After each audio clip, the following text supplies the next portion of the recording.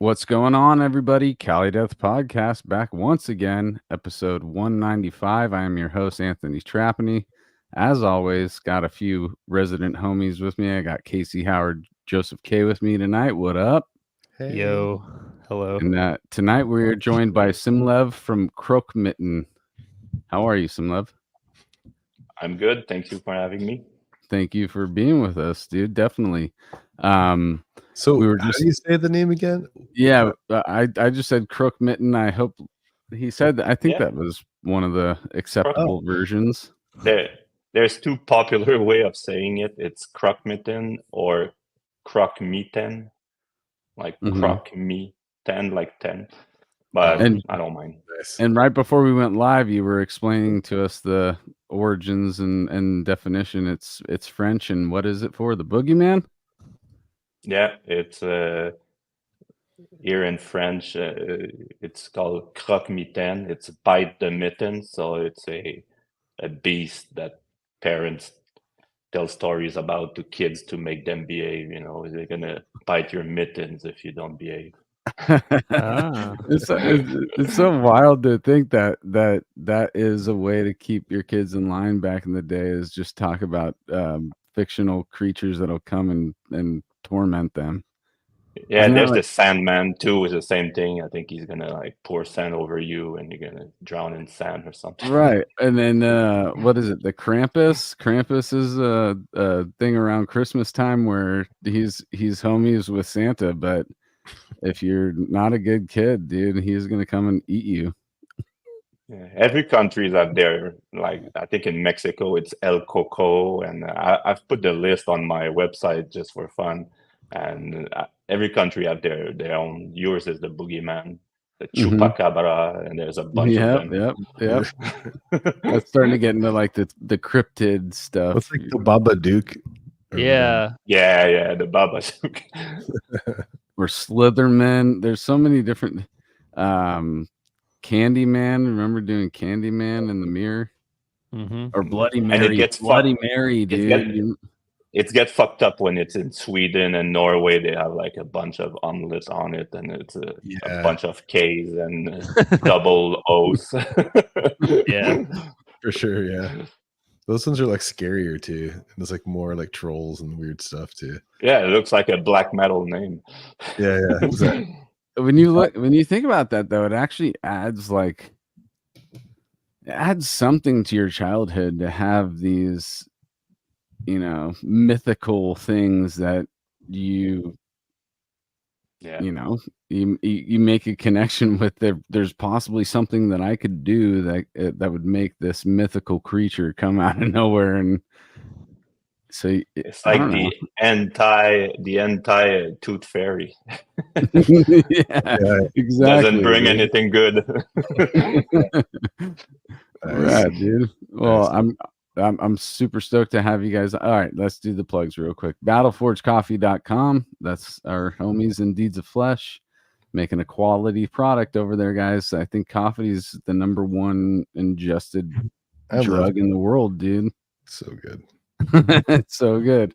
And I'm a coffee fan. I've been a coffee fan ever since I was in high school, and I've got nerdy with it, and this is a quality product here, guys. I have that mug actually right there. And I do use it every weekend. But yeah, come on, guys. BattleforgeCoffee.com. It's an independent death metal based coffee company. Come on, get it. GeneratorRehearsalStudios.com, Oceanside, California. Go jam out there. You can need a space. That's the place. Oh shit, I'm rhyming now. That's where you need to go. And oh yeah, dude, I'm gonna be playing Texas Domination Fest September 26th, 27th, 28th. We're playing the 28th. Severed Savior. Yeah, it's coming up. I'm flying out 2 weeks from yesterday. I'll be there on Wednesday. We'll be doing a couple of rehearsals up until our day, but I'm still going to be popping in the whole weekend at the fest. So Thursday, Friday, Saturday, September 26th, 27th, 28th. I got a text from Obi today. I'm super excited to see him. Shout out to Obi, Inherit Disease. Yeah, it's going to be somewhat of a class reunion, Cali class reunion type thing. A bunch of us are going to be out there. I'm flying out with Ivan. I'm super stoked on that. Oh, shit. I guess I should just say it, dude. Ivan Mungia is going to be playing bass for Severed. Oh, sick. Yep, that's my homie since the Carnivorous days. Cool. I didn't know. I've said it before. I'll say it again. Once I play this set with Ivan has been involved in every single death metal project I've ever done in my life. Every single thing, even if it's a guest vocal on one thing, he's a part of that band. It was Continuum and Deeds. I did a guestie on both of those albums, and he was in those bands. So everything that I've ever done is with Ivan, which is so crazy to me because he was just some random dude that came in and joined Carnivorous back in the day. Damn. Love him. And I think he likes you, dude. I like him too. I like him a lot. And I get to fly out to Texas and back with him. So it's going to be just super cool. I'm super stoked that I'm going to see everybody. I'm super stoked that I'm going to play. And yeah, all right, I'm done. But Texas Domination Fest, I'm going to be there. All right. Plugs over. Nice. Unless Joseph's got something. Nope. Cali Death podcast.bigcartel.com. Anthony's wearing it. Buy that shirt right there. Yep. There it is. That's my plug. Okay. Sure. I'm barely a musician anymore, dude. It's hard to plug things. Triple Six Designs on this artwork, by the way. Shout out. Yep. No, onwards, dude. Let's go. All right. Oh yeah, we do it on Twitch and we do it on YouTube live if you want to see us talk. If not, hit us on Apple Podcasts and Spotify and all the places you get your podcasts. All right. Now, Simlev, let's hear some plugs from you real quick. In June, I released the fifth album, Tita. I suggest you take 34 minutes of your time and go on YouTube, watch it with the lyric video for the full album. It's featuring John Longstreth of Origin on drums, and I'm doing the rest. That's it. That's my plug. It's on Krokmitën.com. Everything is there. All the links to social. Bandcamp or anything? It's sick. No. No Bandcamp? Krokmitën.com. No, I have a YouTube and Twitter. I don't do much there. IG, not much too. I post a few things here and there, but it's mostly on YouTube. And full downloads on the website. FLAC files, 48 kilohertz, 24 bits. Damn, sick. Nice. For all 5 albums. There's a bunch of videos also. Lyric videos almost for all albums. That's rad, dude. That's my plug. That's generous as shit too, to just give it up, because I could already tell that, you know, when we were talking pre-pod, that just making things and working is something that is a big drive for you. Nonstop. We were talking, you know, lack of sleep and all that, but we're talking, you know, constantly making new things and solely for the purpose of just making them and sharing them with the world. If you're going to put it up for free download on your websites, you know. Well, music is free now. So yeah, I started I started way before, when like there was still some CDs and people were still trying to monetize albums, but I never wanted to, because before where I'm working now, I was a freelancer for 14 years, graphic designer, and you know, you do what your clients want. At some point, some sort of frustration is growing, and I wanted something to just vent, and that was it. And at the time, I never really liked playing live, so I just wanted to work in the studio. That's where I create. Live for me, I like to go see shows, but it's not my thing. I like to create. So one album after another. As soon as I release one, I start the next one, and that's Is it. there That's what I anything? do. Is there anything specific about performing live that you don't like? Is it just being in front of a No, crowd, it's or? it's just no the live the playing part is all right because I've done it in the past in the 90s, Mhm. and just it's the whole thing around it, the traveling, the organization is Yeah. Yeah. and in the 90s also was a bit different, I guess. Maybe I don't know if it's still like that, but there were some nasty competitions going on, and Mhm. everyone was looking at each other like sideways, and it was. And also Yeah. quickly I had to decide, okay, am I gonna tour? Because there were talk of like touring with Cataclysm at some point. I met JF there a few times, and I was like, yeah, I don't think I want to go there because I have a bad back. Over a Mhm. decade of skateboarding and snowboarding, and I just Oh, fucked yeah. my back. I can't be in a bunk bed, and that's not a Yeah. lifestyle I could sustain. So right away, I would get homesick. I like to travel, but like a week, maybe two, and after that, just I want to go back to my rat hole. Totally. Dude, I think that I get is that. the truth, man. I mean, I think touring is one of those things that like it's not like one thing or another for like everybody. It's like some people just are apt for that or like Mhm. adapt. They just like, yeah, I can do it. Like that's fine, you know. But like I think like a lot of people like will see like, oh, this person quit touring and like they quit this band and like, oh, they must have had big drama. It might just be that person just couldn't handle touring, like, you know, like or just Mhm. into that. And the band wanted to keep touring and keep pushing, you know. Right. And Yeah. so, you know, like so it's like I think like it's just a lifestyle, dude. And like I completely hear what I kind of agree on that. Like I'm not I have a lot of respect for people that do it though, you know. But for Yeah, me me, too. I love it, but that's not for me. yeah. I've done it. I've done a couple of runs, you know, and each one is a nostalgic thing for me now. But looking back on it, I overall loved it. But I could see if I were to do it as a career, it would not have that glory that it has for me today. Casey went on after Bloodletting and kept doing it with Decrepit, and I just got to experience the Bloodletting tour and then stopped touring for a little bit. And so I had like enough time in between those runs where there was a longing for it to still happen, and there is a sense of camaraderie that happens with, luckily, the people that I've toured with on both the tours, where it did make it fun. It's not a sustainable thing. It's not a financially sustainable thing at all.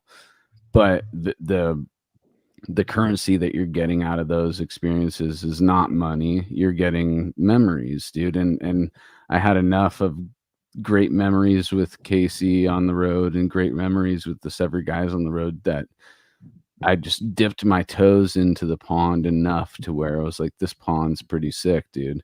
But I didn't dive deep enough to figure out that there's crazy muck and shit that you can get tied up in, and weird creatures that might bite at you Well, in the deep depths of the pond. I Oh yeah. think going back to what you were saying, Simlev, is like the process of creating is like your favorite part. You're like, you know, Mhm. writing Yeah. and making a new thing. And I'm like that too. You know, like now that I don't tour and I'm I work and then I just have free time and I write music and I love it, you know, and like so I want to hear about your writing and stuff like that. And like I think that that's, you know, it, if you're touring, playing shows, writing, like whatever like makes you stoked and like gets the band going. But like, you know, like for like yeah, for you, like how do you write? Like what's your writing process? Like do you just like you said, you finish an album, then you start like another one, like right away? Yeah. You know, like do you just have like new ideas like already? You're just like what like motivates you and kind of, you know, like your process on that? It starts that let's always have Pro Tools open somewhere, like close. And I would like to say that my setup is very efficient, but right now this is my setup. I just had a flood. Oh shit! fuck. Storm Sorry to laugh. Debbie just it's now I'm laughing about it. So I just had a Storm Debbie a month ago just hit us super hard. I had a Damn. 1 foot lake behind my house. It started to get in from the garage door, from the windows, and I had 4 feet of water. The drum kit was, I had a full mic'd up drum kit, the entire thing. The drum was flooded, all the mics gone. No. Is that like a basement? Is that underground? Like, is that under? Yeah, it's a basement. Yeah, It's about, yeah. I would say, it's about 5 feet deep. Yeah. Mhm. And Oh, dude. so, but I cut it on time. I managed to, but all the guitars were on the wall. So I managed to get the guitars out, the computers, the outboard gear, but I lost because I had like almost a foot of water while I was removing stuff. Brutal. So I had a few preamps in the bottom that just completely flooded. Now they're open, drying. I don't know if they still work. Oh, man. I lost so much stuff, like Damn. at least $10,000 of Yeah. all cables. It goes fast, 50 feet cables. I had so many for the drum. They all like got dirty with dirty water. No, So- dude. I found after the water went down, I found like a box. I was looking at stuff and like, oh fuck, oh no! Then I found a suitcase filled with pedals, all just completely wet. Oh man. Oh no. So right now I'm stuck in a limbo of city permits and some pumps, and I want to epoxy the floor. I don't want to redo another wood floor. So now I'm planning my next move. I'm gonna rebuild it all, but the moment I'm stuck in a little room, I didn't even plug my audio interface and my pedals, like my guitars. They're all in it. I lost all my cases. No, it starts to add up very quickly when you start count. 4 feet is a lot, Fuck yeah, it nothing is. survived. God. So That's to go back to your question, the initial question, I kind of derailed it. it's all good. Normally I would just play for an hour or two, and then there's some riffs that just keep coming back. I put a beat in Pro Tools. I just program something quick. It's a blast beat at 240, and then I just play on this. I have a wireless system. I do everything with a wireless, and I could walk in the room while I'm playing. And at some point, something just like, oh, okay, this is cool. Right away, I have a button. I just click record. I start recording, and then after when I'm done, I isolate the riffs I like. Then I just loop that. I take the best one. I loop it. Then I start piecing it together. And my music is always like one track albums, like 30 minutes, 50 minutes. So it's just a flow that just keep going. So some people think maybe I just piece together songs, but if you start really analyzing, there's many parts that comes back like 20 minutes later, and it's kind of impossible to just chop them up. So and I build like this, and I just keep, and I kind of draw a bit of map of where I want to go, kind of story. There's on YouTube though, there's like chapters though, right? Yeah, at some point I want just so people can skip. Oh, I like this part. It's just it's so arbitrary. Okay, yeah, it's not like the. So I decide at the end. I decide, okay, where do I chop? Like, all right, there. Okay, that's a good place. Oh, okay, there. I'm starting a new chapter. Okay, let's. I'm starting to talk about something different. Okay, let's just start there, and I kind of build a story like this. So do you do that on YouTube, like specifically, like that's like only on YouTube, like on the video? Because I saw can download it. You can download it on Krokmitën.com. It's in 4K. I put the video, it's 12 gig, so I Oh put yeah, them all yeah. there. So But the chapters are only on the video. Like it's not like the songs are like if you download the album with the audio. yeah, Is it's just one track. Yeah, okay. Which is the way it should be. Yeah, that Yeah. cutting it into Cool. chunks is super cool. it's adapting to the ADD of current society. Yeah. That I'm not helping myself, but I know some people.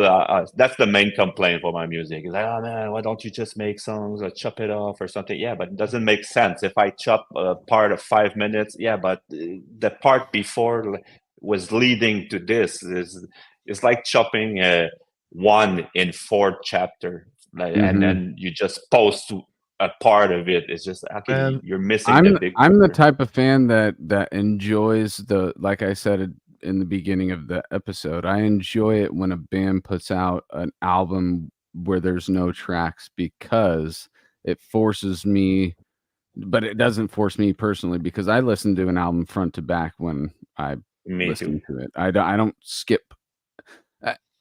There are times where I'm like, oh, I'd like to hear that one song, but most of the time my listening sessions of something is a front to back listen, the way that the artist put it out in a way that I'm supposed to listen to. I just respect that enough to where I'm not gonna skip through anything. I'm just playing it and letting it go and letting it flow, just like the artist intended it to be, you know. But nowadays, this popular songs are less than 3 minutes long, and you skip to the next track that Spotify feeds you, and But I think Yeah, I think the main thing is just it's so rad to just it's like refreshing to just hear someone like, oh, I just do this is my vision. Like, what do you like? Mhm. Not even questioning. Like, I don't care. I mean, like some people might prefer it to be cut into tracks, but he's like, it's like I don't care. Like that was my vision. Like this is artistically what I wanted to do, and it doesn't matter like if it's gonna get more fans or any of that. And also the like I don't care if it's making money. Like I put this thing out like it's an artistic, like you want to put it out there. Like I fucking love all this, dude. Like about yeah, that. totally, dude. and also I also want to control the visuals. Some people they want to give image like just with the music only. Now I want to control the whole thing. It's a dictatorship, like I said before. I have a vision. I have a clear vision. Once I have a bunch of riffs, like to keep going where you ask. Once I have a bunch of riffs and a bunch of parts, that's where I start to piece them together. And I say, okay, this would be cool if we would come back 10 minutes later, but like super fast instead of slow. Or the inverse, I have a super part and I will just take it at the end and bring it back. So it depends. Every album is different, but I build them a bit more like a movie in movement and a showdown at the end and an intro, like a badass intro at the beginning, and then okay, then I bring it down, and I have a lot of synth part also, not on the last album, because normally what I would do is I have some cinematic parts, and I decided on the last 2 albums to like just one cinematic and the other and doom and the other one just super fast and brutal. And then I got John Nonstret that was perfect for what I had envisioned for that one. Nice. Totally. So Anthony, I think so. I want to hear about all that too. Maybe we should like rewind and go back to the beginning and get the Yeah, origin because the story. band's got a deep history. I mean, what, the first demo was 92? But I mean about him and musically, like we didn't do 91. the Yeah. So let's go all the way back. Yeah, Simlev. let's Let's do go to the childhood and let's hear what Childhood. it's like. Yeah, All man, right. we're gonna take you all the way back, because there's the one question we always start this thing off with is how the earliest memory you can come up with where art, film, music, whatever came into your Star life Wars. and actually made a light bulb flicker, made something. It started the snowball that would become you as an artistic person. And I used to just say music, which we still want to hear music, what your parents were listening to, all that stuff. But I've come to realize that certain guests on the show isn't always music that sparked it. It's maybe art or film or something. But earliest memory you can come up with where you think that the ball started rolling. All right. I'm gonna, I guess, say my age. I'm 51. Hmm. So Star Wars, when Star Wars came out, I was 4.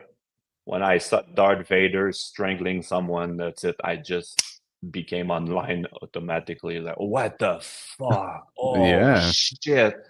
Like that was the most brutal thing I ever seen in my life. I don't right. remember much before that. After that, I started like, getting memories and remember things. So it started with movies for me. I loved movies when I was a kid. I also loved music.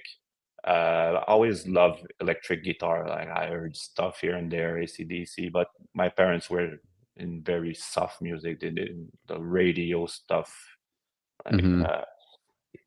easy listening. So that was not really the influence there. Uh, all right, let's skip to music.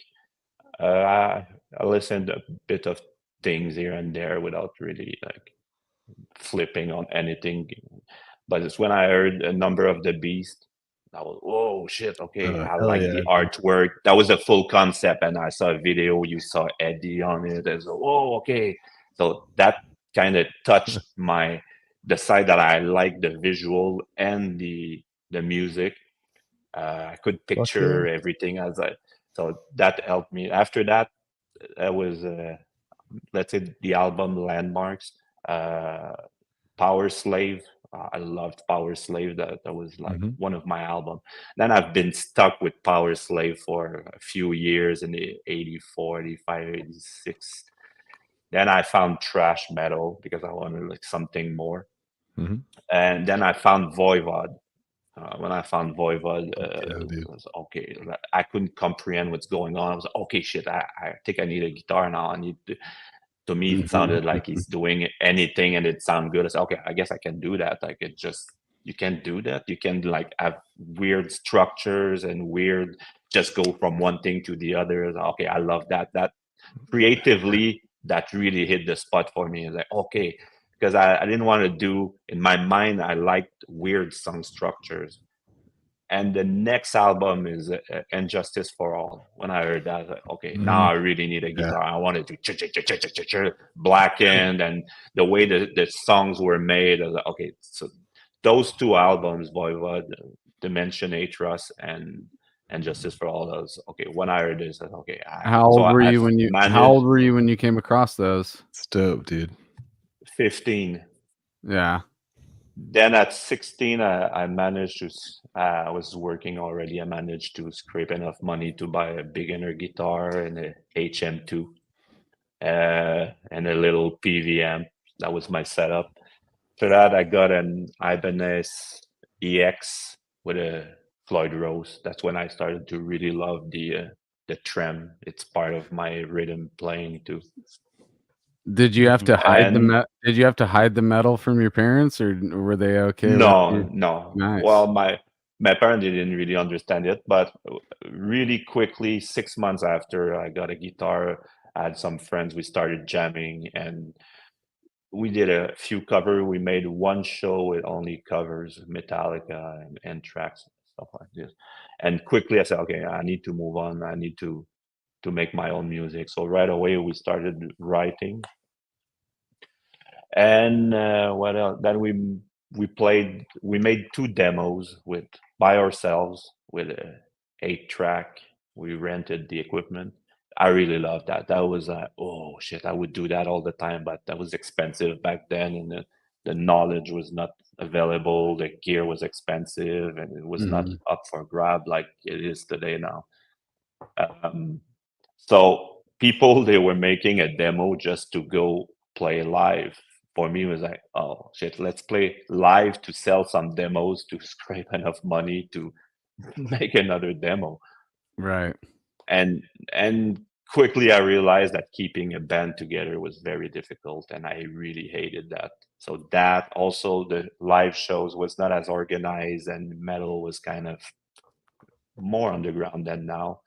So everyone was just trying to screw you, and I didn't like the experience. And getting to a venue, you never know what to expect, and sound was bad. And so around, real quick, I just want to add to that, which is I think that, yeah, it being as underground as it was back then, and people trying to screw you out of, whatever. I still think that's available, or not available. It's still prominent today. There's just new ways of doing it. Even though metal's more known, yeah, it's still not like a crazy moneymaker. So there's still going to be snake oil opportunists. salesmen I'm and curious, get Joseph to chime in here a little bit too. Like, how do you feel about that? Like the modern, like, because Joseph's more active in the modern scene than we are as far as like touring and playing shows. Yeah, I don't know, man.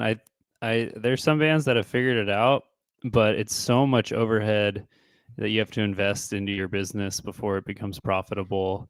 If your business is a band, and like the chances of just blowing up, I tend to believe some of these industry guys that say it's like so much luck as it is talent. It's like a lot of times the bands that are popular and successful are just lucky rather than necessarily the most talented or whatever. So I'm still hoping to carve some little space out where it at least pays for itself. But even back in the early 2000s, dude, we were only running into a few venues that would try and take a merch cut. Now it seems like that's like it's the norm. A normal thing now for any touring band of our caliber. I think the horrible biggest practice. I think it is. I think it's like the economy's gotten more unequal since, and now there's like some like bands where there's some rich kids playing metal, and good for them. It's if you're rich, that's probably what you should be doing. If you're poor, you should also be still playing metal. But I would like to see like the opportunities not fall beyond a certain threshold so that everyone at least gets a chance to attempt it. And I just see like a lot of young musicians are like into these like styles that are a little easier to get started in, like indie or like SoundCloud hip hop or whatever, where it's like you don't need to like buy a nice guitar and buy a decent laptop. You can just record on your phone or whatever. So I don't know. I would like to see more musicians attempt it, but keep that day job, dude. That's you gotta keep the day job. Yeah, you want to be free. You don't want to be at the same time. Everything I'm saying has like so many nice, and sorry, you got me rambling now. There's like so many classic. There's also something beautiful about the band that just goes all in and says, fuck it, we're doing it no matter what. And sometimes the best art is produced under pressure that way, where it's like, we have to make it. It has to be because our art is good. So for everything I said about playing it safe and whatever, there's someone who's going to like go try harder and more less safe conditions and more power to them. That's sometimes where the best art comes from. So totally, dude. And the ones who are trying the hardest are the ones that we're going out to see, there is something about all that bullshit aside. The connection between an audience and a performer is a connection that both sides of that really benefit from that happening. So that's why bands keep touring, and that's why people keep going to shows, because to get a bunch of people in a room and everybody on the same level with the same energy, it is addicting, and it's a positive feeling.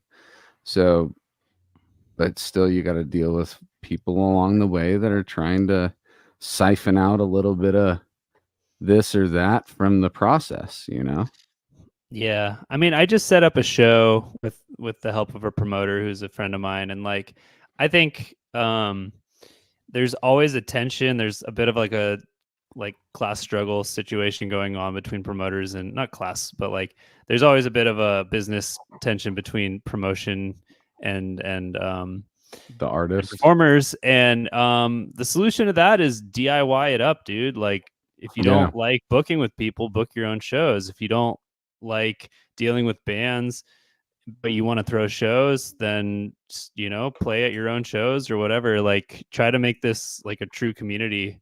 I think that ethos is still going strong in underground metal. And Right. I just watched a whole video on Live Nation and Ticketmaster and the upper echelon of live music, how it's just gotten out of fucking control. Yeah. It made me very proud that I'm like not trying to get into that at all. Like, I felt like emboldened to just keep it super fucking DIY and independent and everything. So I'm on a kick right now. So nice, dude. mm-hmm. All right. Yeah. Back So to we're at 15. Let's say you're starting to jam with people at 15, 16 years old, you said? Simlev? No, that's when I started. After that, we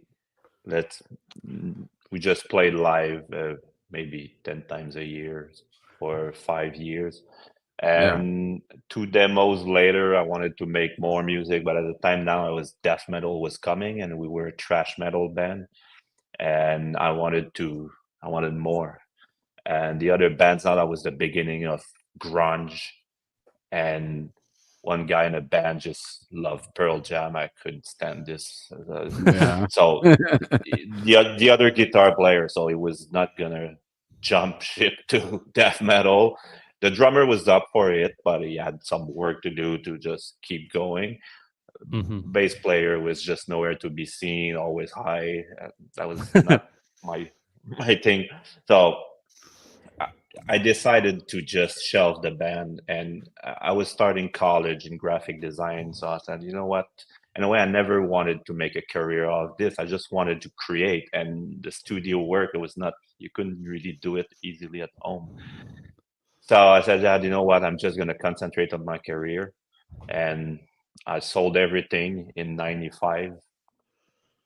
Then I became a graphic designer and video editor, and I did that for 10 years, and the itch was there. And I came upon a friend who was recording at home with Pro Tools and Cool Edit Pro and some software. I said, "Oh shit! Okay, now you can do that." So I kind of, I need to get into this. So in 2005, I started Krokmitën again with the old drummer, and we started working on the Alpha Beta, the first album.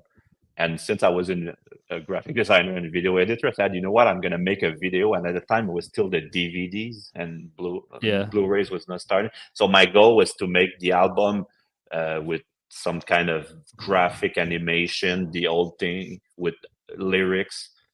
And I believe this is one of amongst the first lyric video, and if probably and surely the first full album lyric video. Wow.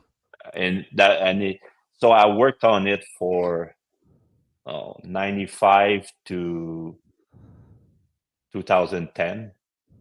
On my spare time. Yeah, so I did that, and another guy, Dub G, another guitar player, was friend with my drummer. He joined the band. And at this point, I kind of wanted to make a real band, and I was still at the idea of trying to keep like a team together. And I've learned a lot from this guy. He was like very knowledgeable. I've learned Pro Tools. I've learned like preamps and like how to connect things. So it was very enlightening. Then after the album got released in 2010, it just started to some tension. I wanted to speed it up, and the drummer didn't really want to work at keeping the speed up. The other guitar player had some personal problems and kind of shitted the fan at some point. Partly my fault, partly his fault. So I ended up by myself, found another drummer called Lupian, great guy, a friend I studied in graphic design in college with. So we made the Omicron Omega together. that was a great experience. It was fun. Then after this album, I wanted to already made the other album, the third one. I wanted to speed it up again, and then I faced the same problem. He didn't really. The speed was getting too much, and I'm an intense guy, so my project are intense, and it was starting to be too much for him. And I understand it's brutal, So not necessarily not just the music, the concept, and the you know, you don't make a 50-minute album without like grinding and working on it and obsessing over it. Sorry, So what were you gonna say, Professor? yeah, I have it on in the background. By the way, the Alpha Beta lyric video. I'm kind of watching out of the corner of my eye. It's pretty sick. So that's the one I don't know. that you made that you worked on from 95 till Yeah. 2010. Yeah. no, to 2005 to 5 years to 2000. Okay. When was Okay. that released? 2012 or the? But a lot of downtime. It's not like I worked on it the entire time. I worked hard on it, but not like I was working. Also, I was a freelance graphic designer, so I was working 16 hours a day. But then I had nothing for 5 days. So I would work on it. So when you're working with going back to contracts, the little chunks of time that we give ourselves, that's when you would work on that. but I really enjoyed doing this one. I was like, Yeah. okay, that's where I the concept of workflow was already established. I'm gonna do my stuff. And, okay, that's what I want to do now. Next one after, and next one after, and it just. So I'm gonna rewind you again real quick. Or Joseph, do you have anything else you want to say? I probably on the same question. When you were talking about getting into death metal, going from thrash to death metal, I just wanted you to maybe mention some of the bands you were listening to that made you want to get into exactly what I wanted to do. Yeah, that's what we like to hear. We love mind melding. Yeah. Here in Canada, we have the equivalent of MTV. It was called Music Plus, and they had like an hour of metal. And one day they released like this 3 videos in a row: Lack of Comprehension, Incarnated Solvent Abuse, Carcass, and what was the other one? Morbid Angel, Rapture. That's that changed my life. I was kind of late to the death metal game. I knew it was there, and I heard some stuff. But when I heard it, was like, okay, shit. Okay, what am I doing with trash? Trash is over. I completely disconnected from trash. So okay, I don't want to play trash anymore. I don't even want like too much skank beats. I just want like brutal stuff, especially Morbid Angel, Covenant.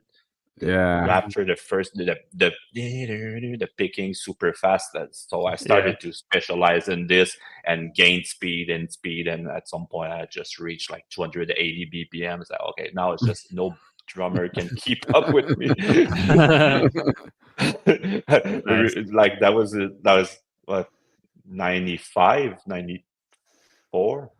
So I was already like getting a lot of speed and faster than the drummers could do at the time. So I was like, okay, that's gonna be tough. So I had to slow it down for my drummer in a way, or keep it in check. But quickly I wanted to just upgrade. So after that, it was like the typical death metal. Then I got into. And how would you discover? How would you discover more death metal after that? Did you have a local record store? Or? Oh, at that time I was really in the download of MP3s online, because I'm working on a computer all day long. So I'm tech savvy. I know how to get everything. So quickly I started to download. That was my thing. And that's one of the reasons also why I never wanted to make money, monetize it or seriously, because I leech of everyone, So that'd be hypocrite to just start to, oh yeah, now give me money. Pay for my music now. I have a donation button on my website, but it's like a few person gave. That's fine, but I'm not trying to monetize. Like on YouTube, I don't even monetize the videos. I don't want an ad. I don't want them to put a knot on my art. I always felt like We're not and making any money either, so we're no, just for we're fun. not. But what $0. I was going to add to that was just say that I don't judge anybody who discovers music like that, you know, or keeps music like that. I, for my own conscience, would use those platforms like Winamax and all those things to discover new bands. And if I like the band, I would go out and actually purchase the CD. Oh, I bought a shit ton of them. Yeah. And actually, I had like, you know, the Rubbermaid's bin. I had maybe 6 like this. Dude, you're just like me, dude. They all went down the flood. Oh my god, dude. That sent it home for me, dude. I know the equipment is replaceable, but there's certain albums At least that aren't. over 1,000. I had original pressing like of Death Human and all the first Malevolent Creations and Arbitrary, all the classics. I had like the first. And you want to release. replace those physical copies, you got to go on a place like Discogs or eBay where everybody's gonna, you know, the R word. I can't say it. I'm not gonna do this. The algorithm will just fuck us up, but they'll just take you for everything you're willing to give because you want to replace it. I did that, and my early experience of that is nothing near that, but it was traumatizing. one of those giant binders, right? A 200 CD binder of, you know, mixed up original copies and burned versions or whatever, but there was enough legendary classics in there that got stolen out of my mom's expedition in front of the Suffocation show, dude. I've told this story on the show before, but coming out of Suffocation and Morbid Angel, I'm flying on a cloud. It was a great experience. I'm hanging out with Suffo. We're on Suffo's bus. It's crazy. It's just everything you would want the night to be, and then you turn the corner and you see your window busted out and everything inside that car was taken, you know, even the fucking snacks for, you know, there were goldfish in the back seat, dude, and they took them. then you were hungry. and knowing that your Gorguts originals are in there, Despise the Sun, all that stuff was in that booklet, and it's gone. And I guarantee whoever took it had no idea what they had. They were probably playing, you know, roadside fucking what's the demo? Roadside Records, yeah. Roadside Records, dude. Yeah, totally. So there's 3 shit that can happen: thief, fire, and a flood. I got the fuck. Flood's brutal, dude. That's fucked up, dude. God damn it. You know, I never there really was thought... that Go ahead. Yeah, it's just at least a thief you can hate someone. The flood you can't blame Mother Nature. Yeah, it's weird. Like a fire, maybe there's something happened that you know, you fucked up. Maybe like you plugged too many things in the outlet. I don't know, but a flood is just it's just you just fuck. Yeah. Out here in California, we have to worry about, I guess, both of those things. Fire. More fire, yeah. Fire. But mostly fire, yeah. And but it's weird because like here, at least in San Diego, like basements virtually don't exist, you know, like in homes. So I'm sure they do in some homes, but it's not common. And I remember growing up and visiting like cousins in Ohio and East Coast, and they had like basements, or Colorado. And I'm like, what is this basement, you know? And I didn't even realize until, I mean, it's a great music studio for like a house kind of thing, you know, like by default. But I didn't even like think about until tonight, like the flood element of that. And like, dude, that's insane. Like I've been here for 14 years. I've been here for 14 years. It was fine. Yeah. It's just, we got like, I don't know, 155 centimeters. I don't know, maybe a foot of water in 3 hours. floods down into the studio. That's insane. That's terrible. Yeah. That's crazy. Joseph, your studio is kind of like a basement now in Santa Cruz because it's like at the lower part of the house, but It is a basement, and it has flooded before, like not as a music studio, but when it was my dad's office, it is flooded because we're on a lagoon. It was the El Nino in like 99 or Yeah. 2000. Oh, really? Around that time. Yeah. So I gotta be careful when winter comes around to I don't want anything flooding. However, there's quite a lot of land between the lagoon water at the bottom Yeah. and the studio. Insane. So it's not like it's gonna come up, it's just water coming down. Gotta keep it Right. diverted so it doesn't get in there. Yeah, let's all practice good household projects. Mother Nature's trying to take out your creativity, dude. You gotta. But I will say it down. basements are cool. I like they're- having They're basements. cool, like studios. Like we don't have those here, like I said, but like Yeah. I was hanging out in Colorado and in Denver with Joseph Howard, from Narcotic Wasteland, and he's Shout got out. yeah, dude, and awesome dude, and like in Denver, like, but he's got like a jam studio in his basement of his house, and it's like it's like you're hanging out in the basement. It's like it's kind of a rad like thing, but it's just so different in California. But yeah, it's a perfect jam studio because your neighbors aren't going to really hear that, like why don't we have this, but we don't. So anyways, but yeah, let's get back. I grew up in a basement. My room was always in the basement. Oh, really? Basement rat. Yeah. So here it's very popular. Every house is have a basement. That's a thing here. I guess if it's like why is that? Like because it's cold or there's like more weather or something, like basements, like I think it's to add an extra part. It's like a free part for your house that it's easier to go down than to go up, But I'm wondering why they don't do that like in Southern California.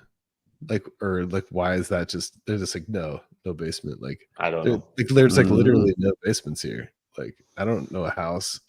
It's always strange when I see movies. It's always in California, and you see like the houses. Hey, check the basement. There's just a crawl space maybe, but there's no basement. It's just strange for me. It's like what? Like I don't know anyone that has waste. Yeah, like around here. I don't know, but the drawback is that once in a while you have a flood or something. And I've been here 14 years and nothing happens. I was like, okay, I guess I was lucky. Right. That's lame. But that was a freak storm. I've never seen that. Nobody's seen that. The entire island was fucked up. Because Montreal is an island, a big island, and like everywhere you drive, you were driving after the storm, and all the crap in front of everyone's yard because people were just destroying their floor. Because if you leave it there, it's just gonna start to have like mold and mildew and shit. So you need to. So I had to. Everything was finished here. I had like walls, guitars everywhere. It was perfect, and now I had to rip all.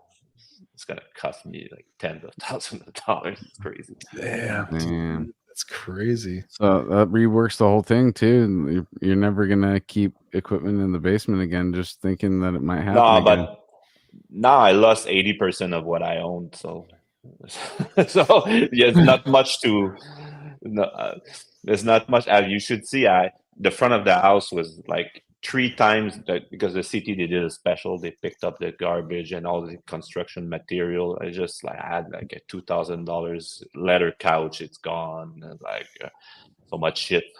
But this time around, I'm gonna plan it. First of all, I'm gonna epoxy the floor. No more wood. So if something happened, I just mop once the water's gone, and I'm gonna jack up everything like crazy. My entire computer setup is not even gonna touch the floor. I'm gonna grab it from the ceiling. So everything is gonna be up, like consoles all around, about 5 feet high. So I can get 5 feet of water here, and it's gonna be fine. The drum kit. The drum kit was completely. So that you have no choice. You need to put it on the ground. So that's what I'm. Now I removed the skins and everything, and I let it dry for 2 days outside, and I didn't build it up again. I don't know if it's all warped or something. I'm not afraid. There's some stuff. I have a room full of stuff I need to just go through and see. Oh fuck, this is that. Oh shit, okay. Like I had the preamps, like Focusrite, ISA one preamps. I had 3 somewhere that I wanted to sell. They worth maybe 500 a piece. They got all completely flooded. Yeah. Jesus. But at that point, you're just Anyway, like, well, what the fuck am I gonna do? The Mother Nature rained upon thee, and yeah. now it's like, what else? You could sit there and you can like, I mean, yeah, obviously, I would definitely be feeling shitty about it, but how long are you gonna feel shitty about it before you realize like there's absolutely nothing you could have done? I already started writing in the 6th album. This time, since I don't have the kit, everything, I'm gonna just make another Doom cinematic album that I can do just with a guitar and plugged in the interface. I don't need the whole rig. So I already started working on that. So since It's like, no, Yeah. that's Yeah. exactly what you should be doing, dude. I mean, you could be somebody who stopped in their tracks, or you could be somebody who continues forth no matter what. No, nothing will stop me. That Yeah. I'm bummed out, but I'm not depressed. It's just stress because now I'm dealing with estimates and nobody's available because the entire fucking island was flooded. So now I wanted to have a sump pump install and nobody wants to come. I have an appointment in December. Yeah. So Adulting sucks, dude. yeah. Well, the thing is, I'm not gonna complain. I have a house, Some people they live Right. in one, so I'm all right. I'm gonna be fine, and I've got a decent job, so I'm not gonna starve or anything. I'm not on the street. Right. It's just Yeah. my fucking man cave is gone. That's it. Start It's the over, one and thing. it took me 14 years to bring it. Like every year I was upgrading. Okay, this wall now it's bugging me. Let's like work this. So I would spend a few thousand on this. All right, now it's perfect. Okay, what about this part? So now it was finished. It was done after 14 years. And then whoa, one sweep move in 3 hours, it's all gone. It's fucked Dude, up. the man cave is the one thing that we all want, dude. Joseph, you got a little man cave area in the house? In the space? Dude, I am Yeah. I am blessed to have like 3 or 4 man caves, depending on how you. Joseph is a man cave. I've got. He lives. His whole place Yeah. is a man cave, dude. This Collect this them room all. I'm in. This is my wife's man cave, and I have a man cave next to it. Oh, it's the wife cave. This is well, it's her man cave. And then we have a third man cave in my dad's house, which is where my drums are. Moving to Nice. Santa Cruz has really given me a lot of cave space. So Oh yeah. it was a long time coming. Nice. And I just lounge around and do whatever I want in any of these places. It's amazing. Fuck yeah, dude. I wanna And be Joseph. yeah, dude, you should come back up, dude. We should hang out with Anthony for the first time I know, ever dude. together. I know. We were Who's just talking Anthony? about Who's that that. Dude, that's something that I don't know if we've said on the show, but all 4 of us have never been in the same physical just- space. Yeah, every other permutation, like you 3, obviously, and then me, Anthony, Joel, and then me, Joel, KC, but never me, Anthony, KC. Just Well, this it was online. going to happen, but then didn't. I know. But speaking of houses, I've been working on one of those, and I got a little man cave set up. Dude. So what up? Nice. That's kind of why I was like, oh, dude, man Well, cave talk. When you have I'm like thinking 7 about my kids, other- you got to get away. You got to have like a Yeah, dude. I got Yeah. a 7-bedroom house. No. But yeah, One for each we got kid. plenty of space for our 3 kids and all 5 of us. First time that we could spread our wings, dude. Nice. I'll probably be in California in January. Oh, Oh, yeah? nice. Yeah, nice. Yeah, well, I go often. I go to NAM every year. Oh, cool. So Nice. LA. Yeah, in Anaheim. Anaheim. Yeah. Right down the street from Disney. You're in San Diego is much lower, and you're in San Francisco is a few hours up. Oh yeah. Joseph was in Irvine for a while though. I was 25 minutes from the Anaheim Convention Center, and I went to NAMM twice, and I met Chris Beatty there. So That's the first time you guys met? Pretty much, yeah. Like we dispute which was the first time we met, which was in chronological order, but that was when we really hung deep.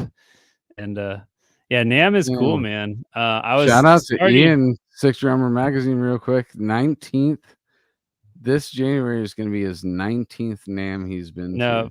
15th. My eyes. I'm wearing glasses and I read that wrong, dude. 15th, dude. Yeah. Maybe I need to go back to the eye doctor. But yeah. NAMM is speaking great. Speaking of Sick Drummer Magazine, just before the flood, John Longstreth recorded a playthrough video for Chapter 5 of Theta. Was planning of recording the guitar also and the vocals and the bass, and then the flood happened and this project got scrapped. So now I've got a John Longstreth video that is sitting. So maybe if Sick Drummer Magazine wants to publish it, I could just cut a deal. No better time to ask. He's in the chat right now. So Ian, that's maybe you guys can you got a yes. You got a yes. All right, dude. Hit me up on my website krokmitën.com and I'll send you the video. I just need to final mix. Now Ian's actually there's been an anniversary recently too, Ian. Maybe I'll come back quick. Didn't he celebrate it and then came to watch the pod that night? That was a while ago. 18th anniversary. So Sick Drummer's finally an adult. Totally. Sick Drummer's legal, dude. Nice. Okay. Sweet. Well, barely legal, bro. Each manhood, he's like, I'm an adult, dude. Yeah, fucking drummers. Like I said before, I have a love-hate relationship with drummers. Like, I love drummings and I love to watch it. On the other end, it's dealing with them is difficult. Yeah. I know. Well, we're all three drummers because I was in a grind band, Haya. So technically, you're talking to three drummers right now. I'm gonna start a difficult drummer. I drum too. It's just I'm not a drummer, but I drums because I set the standard so high that it's just I don't consider myself a drummer. But it helped to understanding writing. Now, after I started playing drums, writing drums, like before sending it to a drummer, it's at least the drummer is not hating you. Like, what the fuck? I can't do this. But then when you have John Longstreth, you can pretty much send him anything. Oh yeah, 300 BPM, gravity blast beat, whatever. He's like, yep, heel toe. He's just doing it all. Yeah, the pioneer of the craft, dude. That style drumming for sure. That's I think that's king right there, dude. What a fucking beast. I hear that you might hear John on some well-known bands forthcoming records possibly. So if you're a Longstreth fan, you'll get Taylor Swift. Yeah, that's right. Yeah. So is that, I mean, you were talking about getting into like the really fast stuff back in the day. Is John the first drummer you've like worked with who can really hit all those crazy tempos? And side note, what was his first project you heard of him? Origin. I saw him live. I think I got into Origin in 2000. I saw them with Vader. There's a venue in Montreal called Licks. Now it doesn't exist anymore. And the bar was on the second floor behind the drummer, and there was some kind of rail. You could just go there and watch a drummer, bird eye view. I watched him play like an entire set there. I was blown away. Okay, that's it. So after that, I became a fan right there in 2000. And I followed everything after. What was that? So in 2000, you said? Yeah, but I didn't meet him or anything at the time. No, but I'm just trying to think. So it would just been self-titled then. What year did they put out? That they was may have just had the demo out that time. Because I can't remember what year the self-titled came out on Relapse. It was early, maybe 02. Origin's self-titled. What year did that? Like 2002, I think was I or 2001. Yeah, I was thinking 2002 as well. They had But I the, didn't they know had the band when I self-titled saw out in him. 2000. What's that, Professor? Sorry. Yeah, they had the self-titled out in 2000. Yeah. Okay. So, I damn, think on the dude. second album, he was not on it. He quit Shout the out, band, I think.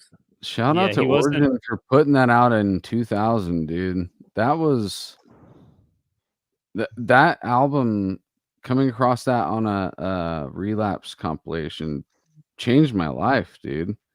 To hear Origin, you know, and to think everybody has their own like origin of finding origin.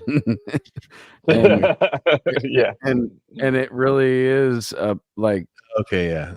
a powerful moment for each and every one of us, because it's a blend of like grind and death that is presented in a perfect way, you know.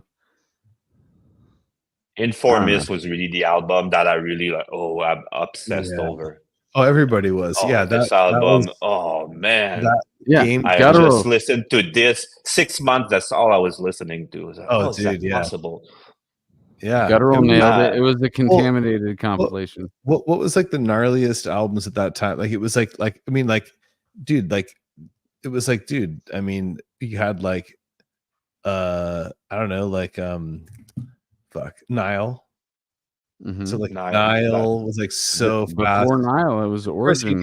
Hate Eternal was around that time. No, but well, yeah, but I mean, it was the same time, you know. I'm saying for me personally, I'm almost Vital Remains. But yeah, dude. Okay, so it was kind of like Nile, Origin, and Vital Remains, like those at that time, and then of course Hate Eternal and other shit around that. Yeah. But like, dude, like 2000, 2001, there was so many bands that were hitting those tempos and doing that shit. But dude, it was like, yeah. When I came to around that time that I decided, okay, I really wish I could I was playing fast. I bought a guitar back and then I was like, okay, now I started to play. My picking was getting faster. I was like, okay, I'm getting to those speed now. I could, if I had a project, I could do this.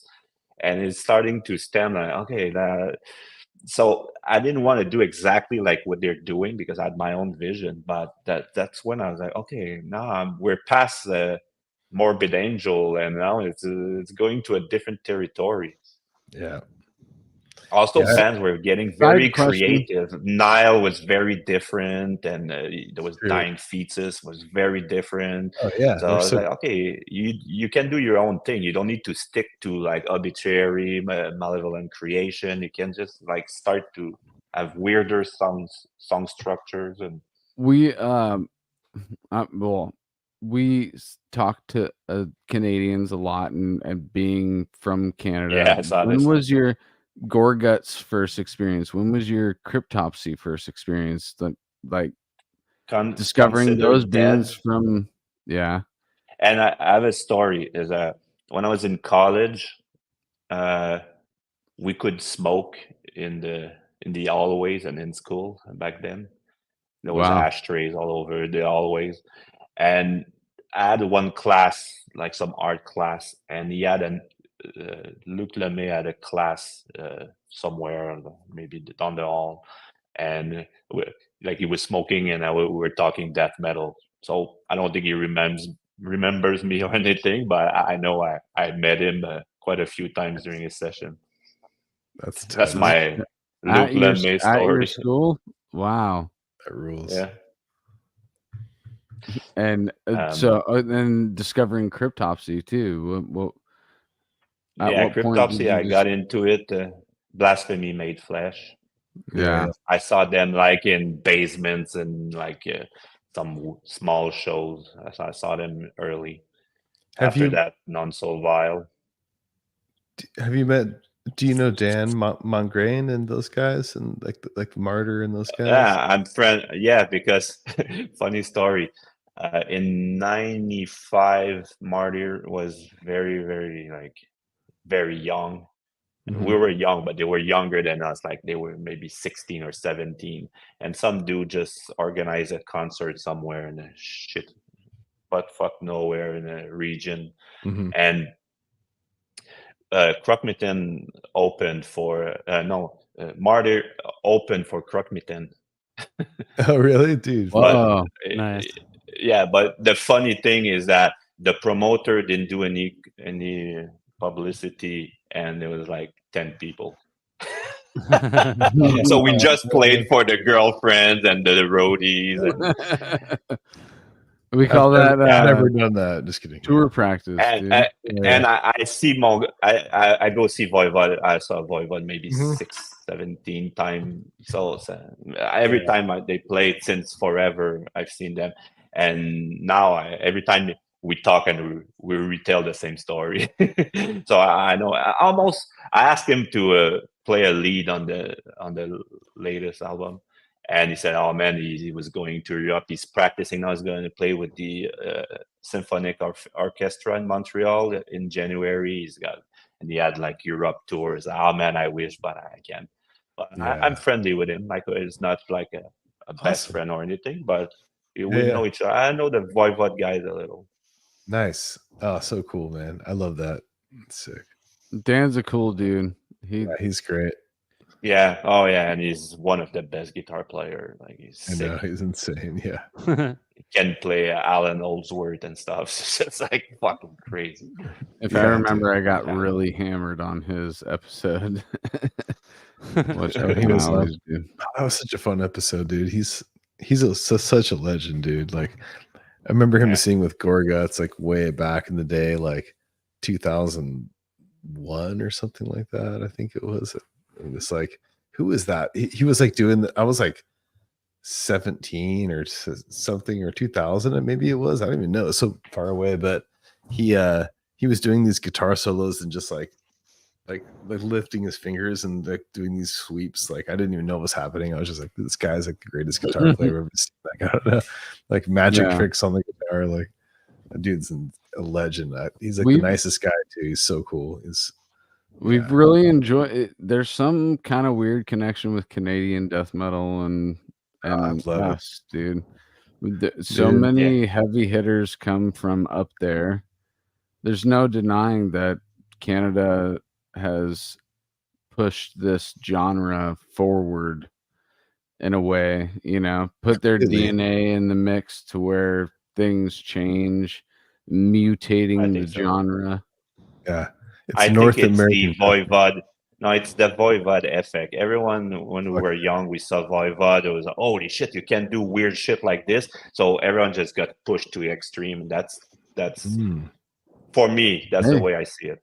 Yeah, It's like these creative bombs that go off in certain areas, dude, and the residual aspects of the explosion permeate out, and then everybody gets infected with this thing that it is kind of even with like Rush and rock and stuff. Like super important, dude. Yeah. Like Russia has something to do with it because it influenced Voivod. Hemisphere. It started probably there. Dude, like 70s Rush, dude. Like, oh my god. yeah, dude. it's so good. Like, so sick. Like, And still, well, I mean, I think maybe 2006 to 8, I saw them live, and they still rock.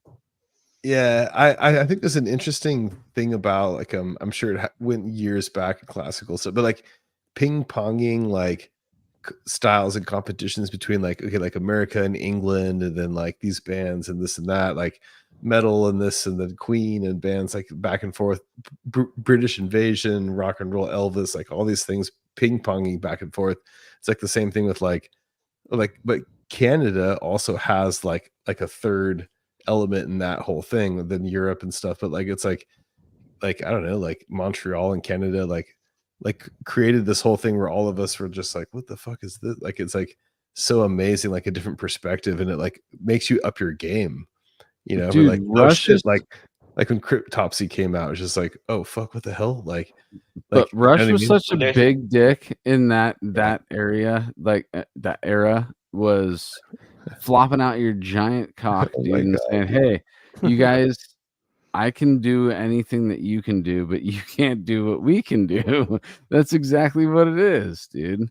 They literally were saying we could play everybody's music and you guys can't play ours. Sorry.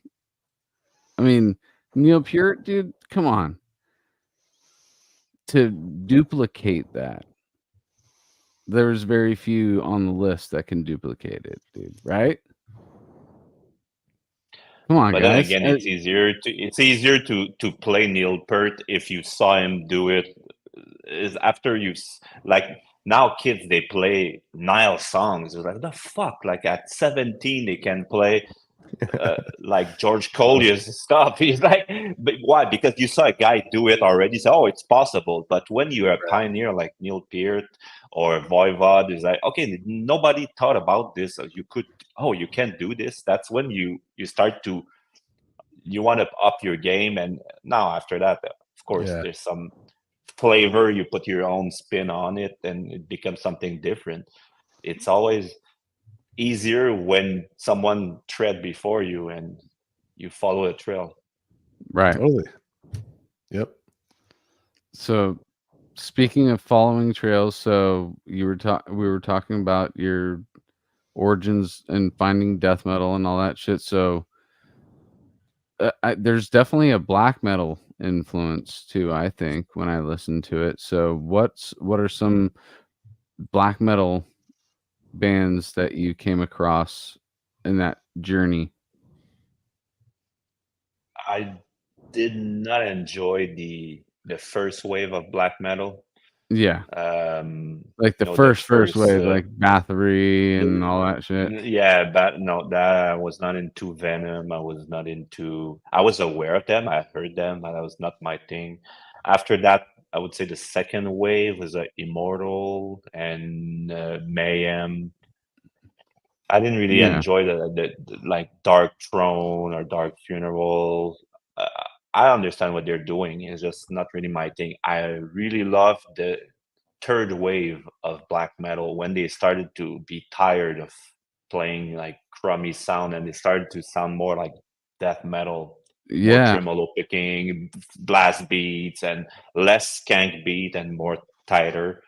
Like Immortal, at the Art of Winter, Mayhem, a Grand Declaration of War, Chimera.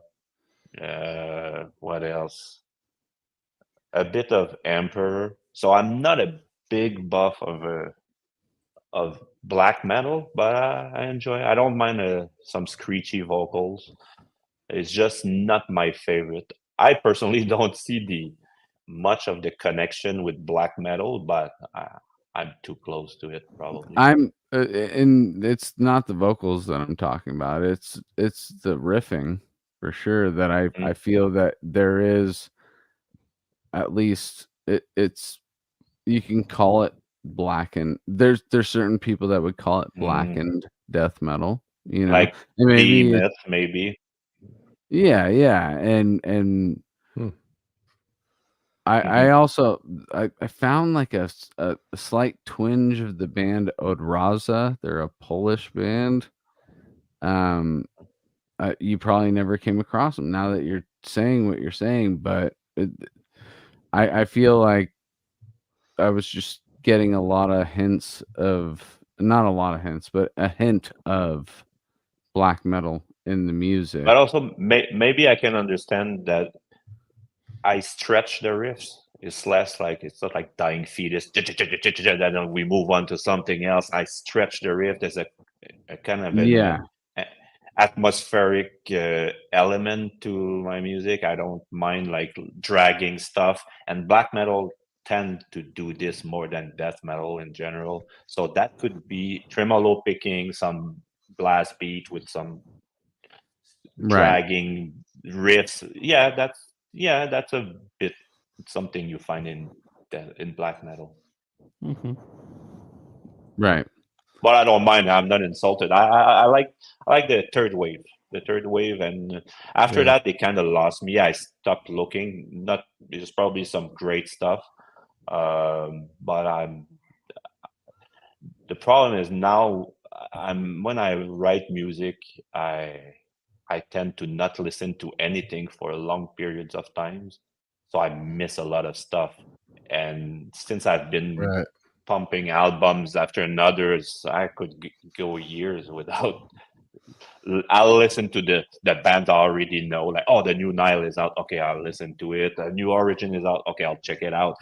I discover a lot less music than I used to since Me I'm too. making my own. Yeah, Yeah. we like later on in life, there's more things that are calling for your time. I think that the overall theme of this episode is time and what we use Yeah. it. You know what's taken from us versus what we use, and discovering new music is a very very small slice of the pie in my life now. It's just so overwhelming to what is it, 10,000 singles come out each day or something like Yeah. maybe even more than that, 100,000, something crazy like that. The number is so insane that you're overwhelmed. It's kind of like your friend telling you, hey, check out this TV show, there's 7 seasons. And you're just like, Yeah.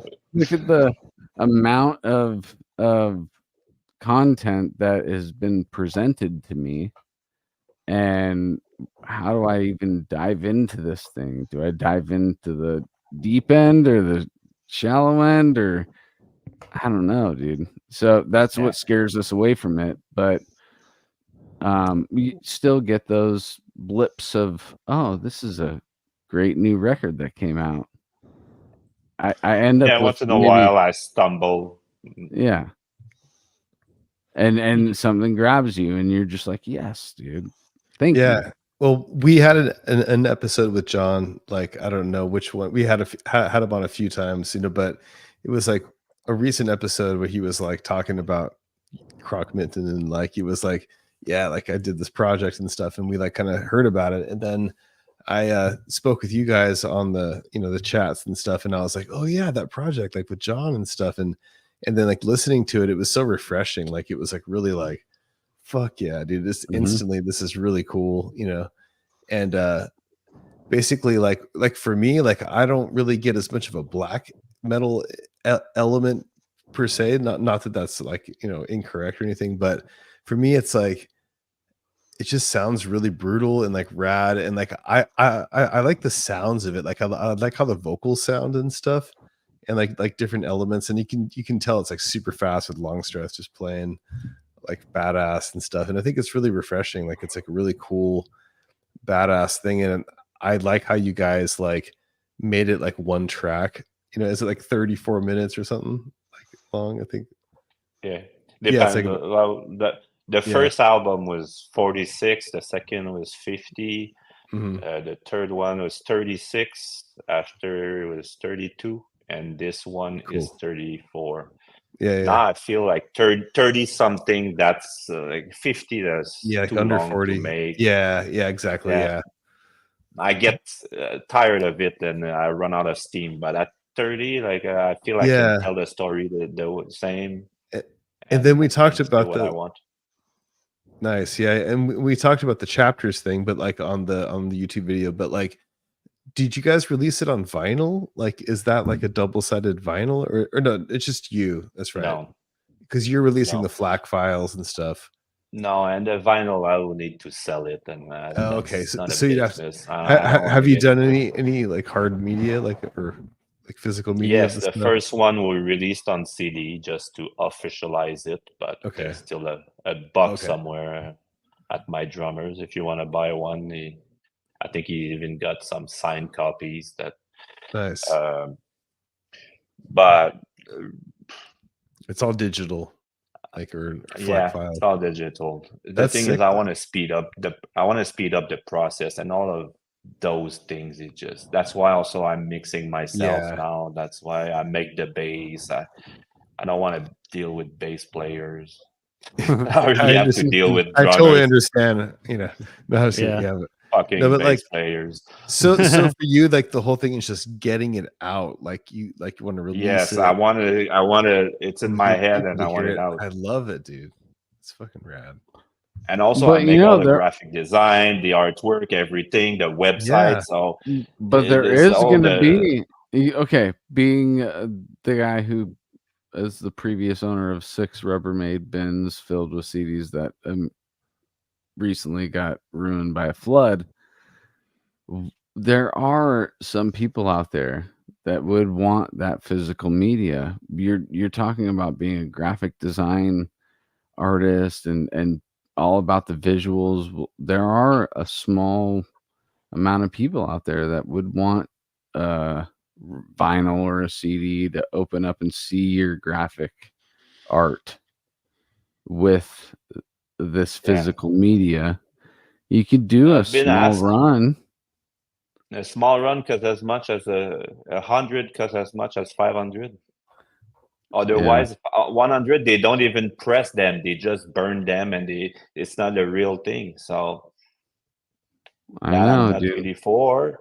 First of all, second, if I'm gonna do it, I want the whole package. I want the color thing. I'm an extreme guy, so I cannot just let a black and white thing just to save money. So first, second, I would need to promote it. I don't have time for that. I don't promote much. I just put stuff and stuff up, post a couple of things on social media. So you need to start to play a game when you start selling CDs because It is. you need to move them. Again, And another slice of that that pie of time. that the time I'll put on that, I can write another album. Like I would rather write music than start. Uh, I, it's just like it's a distraction. Just trying to sell. It's you need to hustle, And also, if you don't play live, that's a place where you sell the bands sell most of their CDs. If you don't play live, suddenly you cut a big chunk of your audience. At the moment, I maybe make, let's say the last album, it's been out since June. I'm at 1,000 views on YouTube. Yeah, if it was 25,000, I would say, yeah, I'll make 500 and they will probably like sell within, but now at 1,000, like I don't promote enough and I don't play live. So that doesn't help. I have long songs that's really not good for TikTok, the TikTok crowd. So that slashes a bunch of people. It's brutal. There's not much choruses. It's just like chapters. It's weird. Slash another big chunk of people. There's only me and a drummer. Some people want a full band. Slash another bunch. So I just do everything wrong for selling. Yeah, totally. Yeah. That's the sad truth, Well, But I it's mean, Also, refreshing though. Like, I think so. I think so. like I'm trying to do what I would like to see a band do. It's like, yeah, dude. stop making load and Yeah. reload and make like something weird, Yeah, something strange, exactly. something unusual. Like the That's the way concept I of see it. the concept of art, man. And like, we want to believe our favorite albums were made in that vein too, just like they're just doing their pure art and it blows up, But like to be like contrived or whatever, or just to like make something like knowing like I'm gonna be fucking big, I'm gonna write this, it's gonna be big, and like I'm gonna sell a bunch, and it's like this, it's like gross, it's like it oh, does I'm feel just weird. I mean, like I know people. No, but I do that for work. I do that for Exactly, work, dude. and 100%. but I love where I work. It's just I'm good at it. I'm part of a marketing team, and Yeah. I could do that too. But I don't want to apply that. That's Exactly. my pure thing. And I love yeah, the conscious sometimes I decision. wish I'll post stuff hoping that maybe I'm gonna get more views, and you slowly get cut into it, and quickly I was like, oh fuck, I Yeah. just see it's not really climbing. I just retired to make more music to a point where I don't really give a fuck. Yeah. Make it for yourself first, dude. That's what we always say, dude. Yeah. like the peak of my success is being here. So Oh yeah. I'm Well, fine with that. Having John Longstreth, that's the trip. The drummer before was the Beyond Creations drummer, another yeah. guy, another Yeah. badass I player. love that band. Yeah. So They're the really third, good. if you check the third album on YouTube, I made a playthrough video with the drummer, the entire album.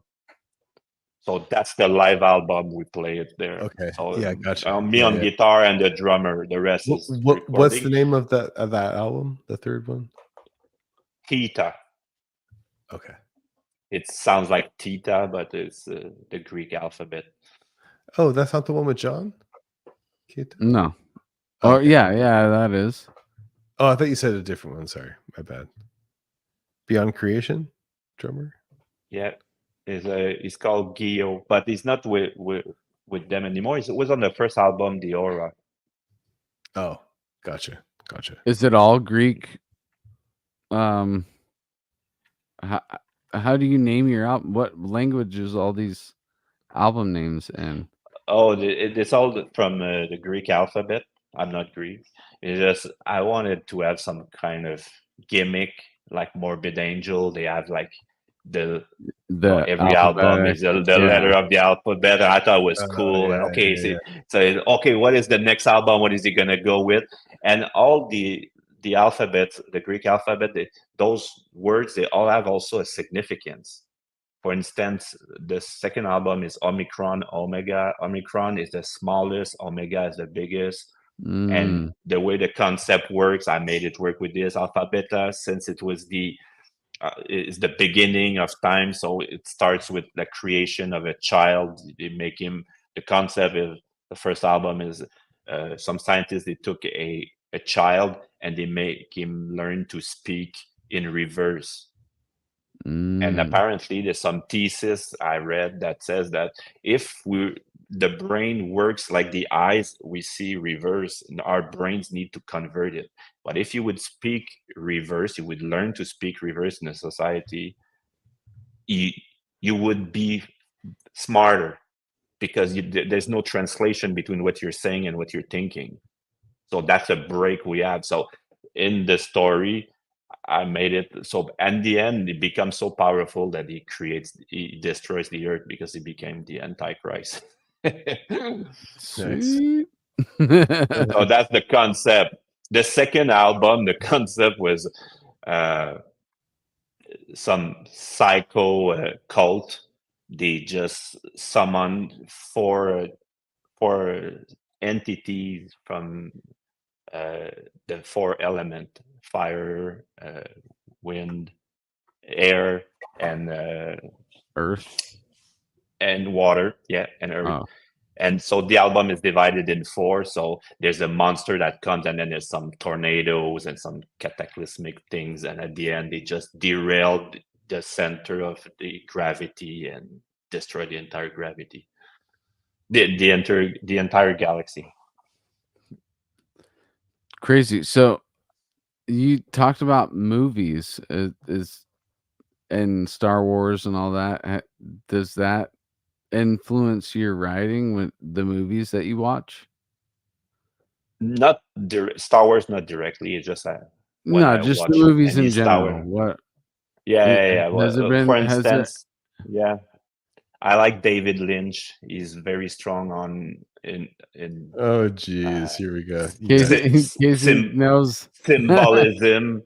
Yes. And that I use a lot of this. I'm just kidding. Like I play with color, like he plays with All right. color. So I if gotta there's use the rest. a blue flash, something happens. So a lot of my stuff, it goes. I'm not gonna go into it, but my stuff, there's Why some not weird go stuff into that it? if you start analyzing. So Anthony is a huge David Lynch fan. Big So I'm gonna let you Me guys. too. I'll be right back. You guys just have fun. Talk about David Lynch. Do your thing. Yeah, I'll be right let's do back. that for a couple minutes. So, what was your Yeah. first experience with Lynch? What was your first film or short or? For me, it was Lost Highway. Yeah. When I got it, I watched it 8 times in a row. Just I was obsessed with it, and I needed to have my own answer of what it was. So- After that, it was yeah. And that made so when you came across Lost Highway, you saw the crazy. That's literally that's Lynch blossoming as he is, because I mean, Eraserhead is one thing, right? That's definitely weird and its own little thing. But then he went But into more like Elephant Man. it's more like an art piece or a school project. But when you get to Right. Wild at Art, now it's becoming that road movie, but a very weird, nasty one. Totally. Then Blue Velvet, that was sick as fuck. Oh, dude. Yeah. So, And what about Twin Peaks? Inland Empire. Yeah, I just didn't watch the last season. I was waiting for the new seasons. I started Yeah. watching it and I was not in the mood for it. I need to be in the mood because I wanted something not to not think too much. I was okay. I need to think. I can't lie. So I put it down and I need to revisit it. But I watch it all, the movie, all the seasons.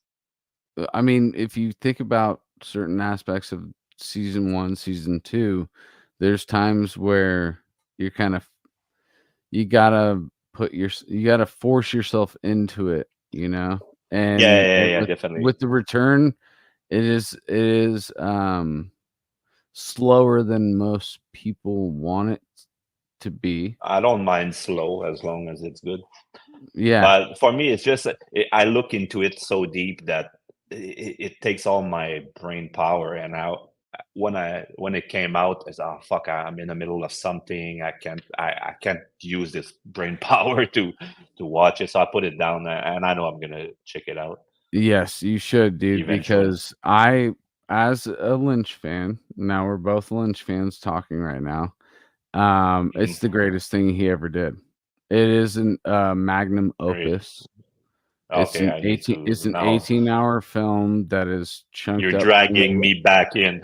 Yes, it is. It's not the same as what you would expect from season 1 or season 2, even though there is blips of what language Lynch is using, and Mark Frost is just as important in the storytelling. But I would say that as a Lynch fan, if you have not watched The Return and you've experienced all his previous stuff, right? You've watched all the films, basically, right? I never watched Inland Empire. Okay, that one's a tough one. It is a tough one, but I was waiting to be in the mood because again, it's like for me, it's work. When I watch something from well, it's Lynch, almost a 4-hour. It's 3 hours and 20 minutes or something. It's yeah. It's That's what pulled me. Then I put it down and I add it, and I was like, okay, I'm gonna watch it, and then it didn't happen, but it's still on my to-do list. It's really cool. I saw Mulholland Drive. Mulholland Drive is classic, dude. But what I'll say about Mulholland Drive is pretty much the same model as the same template as Lost Highway. Once you decoded Lost Highway, you can apply. That's when Lynch was in full-on second round Lynch. Like I was saying, Lost Highway really started to kick it off. Wild at Heart, but Mulholland Drive was Lynch in the zone. That's what it was, dude. And he back to Inland Empire real quick. When you understand, you should watch the documentary Lynch 1. It's called Lynch 1, and it is basically the behind the scenes of the making of Inland Empire. And Inland Empire was all digital at a time when it was still very popular to use film. He was one of the early adopter. Yes, and you. That's another reason why some people don't enjoy the film, because it was early digital, but it was David Lynch. The origins of that movie was he had the you talk about walking around your house, jamming out guitar and recording riffs. Well, as a movie maker, you riff as well. And sometimes you have this moment where I need to shoot a scene. You get it done as quickly as you possibly can to, get it out into the world. Well, then he did that with one scene, had that same experience with a totally different scene, and then that made it to where all of a sudden he had an idea to link those two scenes together, and it became this little seed that he built out into 5 or 6 hours of shooting on that digital camera that I wish I owned, even though the video is not as great as today. It's 2006 we're talking about. Well, I saw many interviews with him and or stuff that he's just talking candidly, and I see a parallel of what he's doing with what I'm doing, the way he's doing it, the way he approaches it, and how he never let Hollywood just destroy his ideas, and is like Right. he's gonna fuck you before like he doesn't bend over. So that's And he did it pretty much one my time. He attitude. did it with Dune. He'll never talk about Dune. He'll never really fully put his name I on enjoyed Dune. I enjoyed it too. That's actually the I first love film that that I movie. watched. But it kind of hurts that I love it when I know that he doesn't. It's a Yeah, weird but thing, It's all about the Jodorowsky's Dune thing.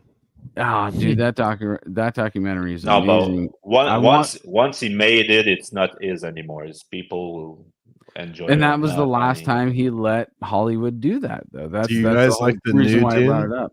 Do you I like the haven't new watched Dune it. movies? You haven't I haven't seen watched it. either of them? No, What? They're so I good. saw dude. them. I know. I hear everybody's telling me they're great, but I just haven't watched them yet. What do you think, Simlev? Visually amazing. I love the mood. I like the vibe. I like this first one much better than the second one. The second one, I feel at some point they lost me with the story. I was like, okay, who's this guy? And then I kind of lost. Maybe sometimes movies like this, like there's a replay value. So you watch it a second time and like, oh yeah, okay, now I get it. So, Right.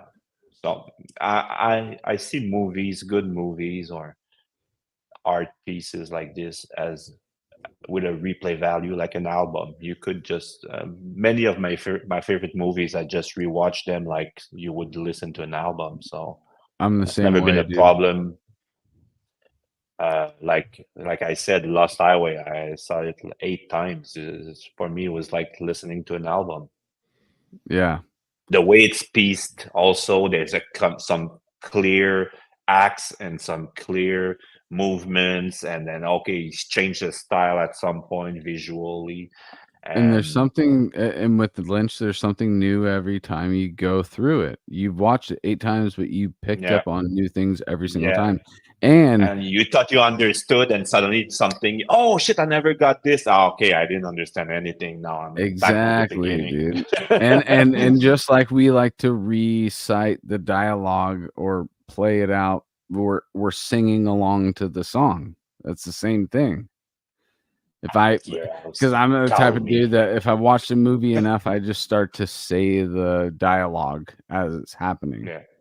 If Yeah, I we're watch the fucking nerds. Goonies, if I watch the Goonies, I'm gonna basically get 80% of that movie because I've watched it so many times in my life. Back to the Future, same thing. And it's us riffing along to an album. It's us singing along to an album. It's the same exact thing. Oh, for me, back in the day was First Blood, Rambo 1. Oh yeah. Nice, Nice. dude. I had an uncle who was he was taping movies on the pay TV, and we didn't have pay TV when I was a kid.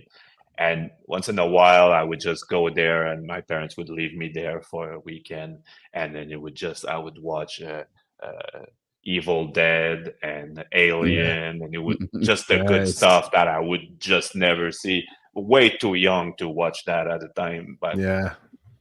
look, now I'm fucking barking in the mic. Yeah. It actually And feels talk. like Yeah, it feels like just recently we started shielding our kids from and yeah. stuff, because I think about what I watched when I was way younger than I should have been watching any of that stuff. Pet Cemetery, Poltergeist. Yeah. That was, I don't even think I was Yeah. 8. For me, ingrained forever for me is I saw Terminator 2 in the theaters. I was like 8. My dad took me, and I just can't get out of my head. It's like, we're not going to make it, are we? Humans, I mean, like, like all the quotes, dude. Now I see the memes and I'm just like, dude, like I can't get enough. I will never be sick of Terminator 2. Like it's fucking greatest. But for the kids, what you're saying, yeah, it's true that it's a different, like when I was a kid, my parents would just kick me out at 7. Okay, you go out and you come back when it's dark. Today you never do this with your kid. I would just go skateboarding, and now my daughter was, I want to skate. She's 7. I was like, oh, she's just way too young. Like it's too dangerous. I want to skate. She asked me for the entire summer. I finally gave up, and now already she's skating. Yeah, I mean, you gotta loosen the leash a little bit, but it is different.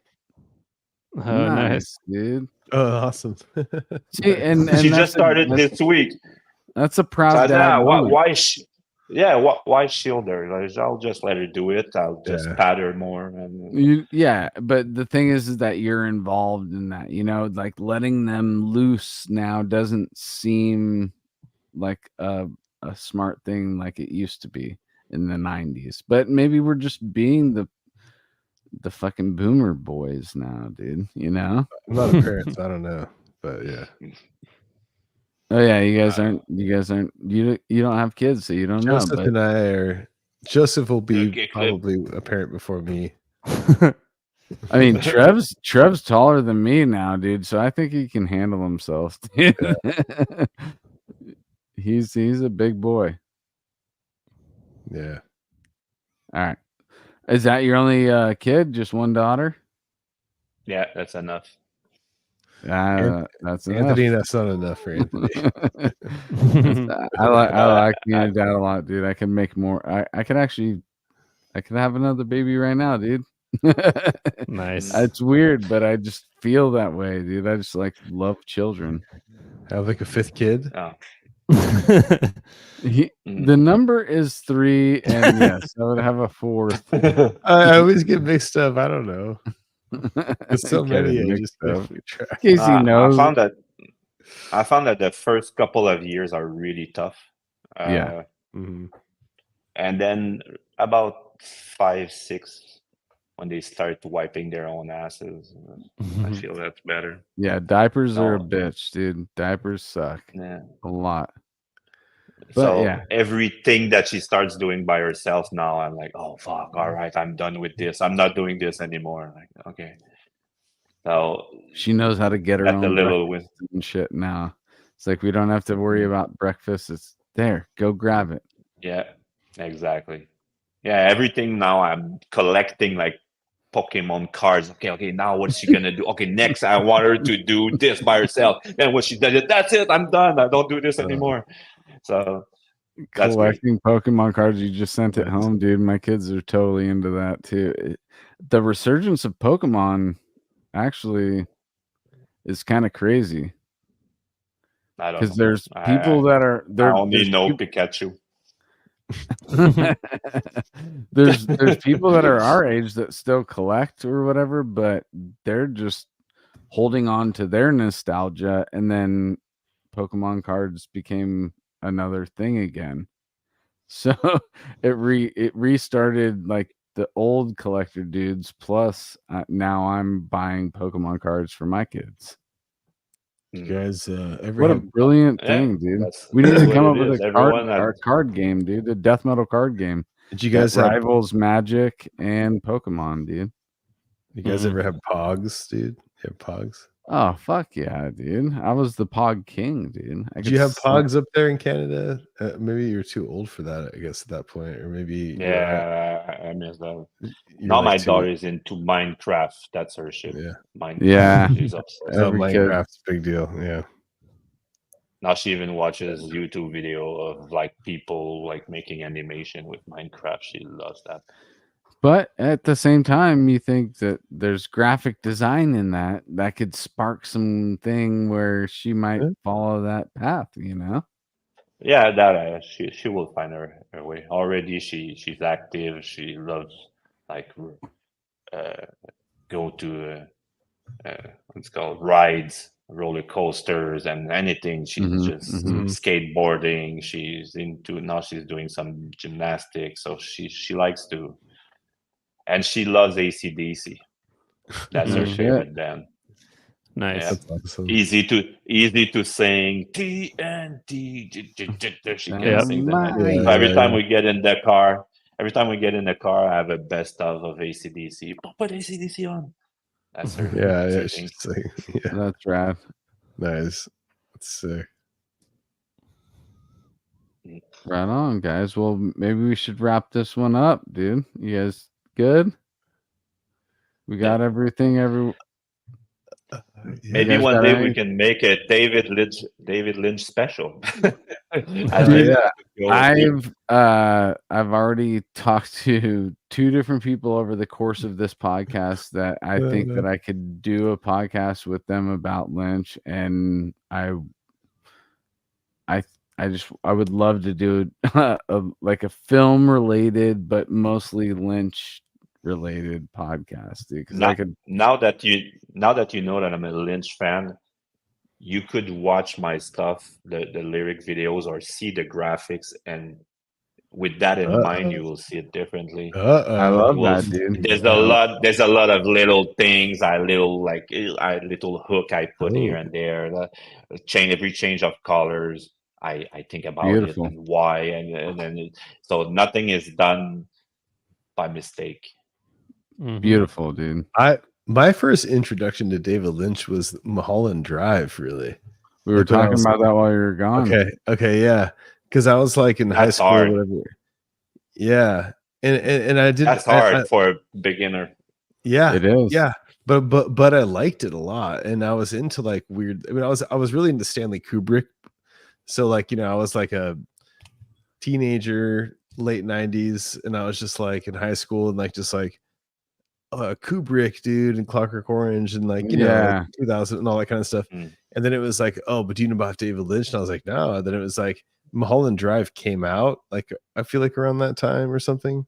And I like saw it and I was just like, what the fuck? This movie is insane. Like that was my first real like feeling David Lynch, like or like his like I and then like I went back and I saw like Dune again, or I'd seen Dune maybe, but I didn't really like connect that to him or like know that was his thing and stuff. But like, yeah, I was like Mulholland Drive. I was like, oh, dude, like, okay, like it was like all the weird psychological shit and like and it was just I don't know. I think if you to this day, I think that's a pretty cool movie. Like I liked it at the time, and if you connect with Kubrick, it's not necessarily because of Kubrick, but if you connect with Kubrick, I think that you doorway. have a better chance of Mm-hmm. being prepared for watching something more experimental like a Lynch film. Yeah. You know, Joseph, what do you think? You were watching Lynch when I was visiting you recently. You guys were watching. Yeah, I was gonna watch some more of his movies, but it'd probably be by myself at that point. But I did watch all of Twin Peaks. I have collected some thoughts about it, but right now is not the time to get into Twin Peaks, I don't think. See, the professor needs to do this podcast with me. Why not? Why is it the time?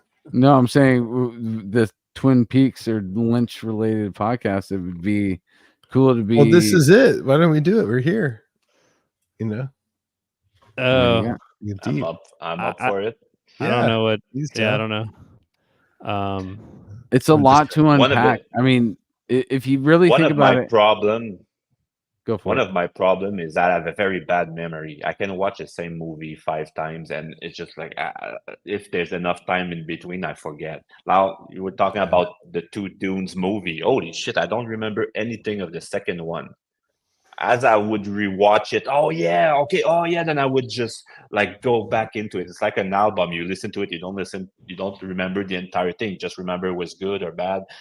I don't remember much, so I can rewatch the same thing and enjoy it like it's the first time. So now, if let's say we would talk about Twin Peaks, holy shit, I've seen that like 15 years ago. I would need to rewatch them all before I rewatch the new one. Yeah. You know, Yeah, I really enjoyed the original series and the movie. What's it called? Whatever it's called. Fire Walk with Me. Yeah, exactly. Fire Walk with Me.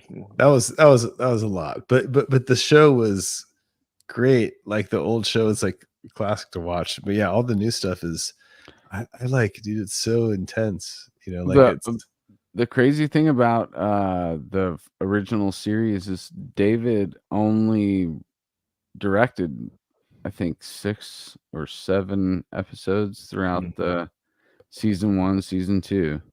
And you could tell when he is the director, and it would make me so happy to see in the intro credits directed by David Lynch. Oh yeah, dude. I'm in warm hands right now. They're going to guide me through this thing. And yeah, he directed the most important ones, because when they need Lynch to direct, okay, this part there's a cycle or something weird happen, okay, then they bring Lynch for that. So but the conversational stuff, it's not as important. But when Lynch gets in, say, okay, that's we're in for a treat. Yeah. And season 2, they were kind of losing control of the thing. The thing was Lynch was off doing Wild at Heart, and Mark really wasn't involved, and they riled it back together for that season 2 finale that totally blows the lid off of everything, dude. I'm not going to give any spoilers out when I say this, but it's such a hard show to pitch, because any person that I tell you, okay, you got to watch 2 seasons that came out in the early 90s, most people are so used to how television is today. To go back into the 90s, acting was different, soundtracks were different. 4:3. You know, but 4:3 aspect ratio. Exactly. It's a hard thing to tell somebody. You have to go back that far in time, get through it, then watch Fire Walk with Me, then sit with it for a second, and then jump into The Return. It's the hardest pitch. Everybody's had a pitch like, oh, dude, you got to watch this TV show, but my pitch is the hardest, dude. You know, Game of Thrones is an easy pitch, but for me to say you got to watch this soap opera-esque fucking weird early 90s playing with shit and actually expanding TV at that time, because it was usually, here's the mystery, we'll wrap it up at the end of the episode. That's how TV was back then. And they were like anti giving the mystery out. Don't tell anybody. Mm-hmm.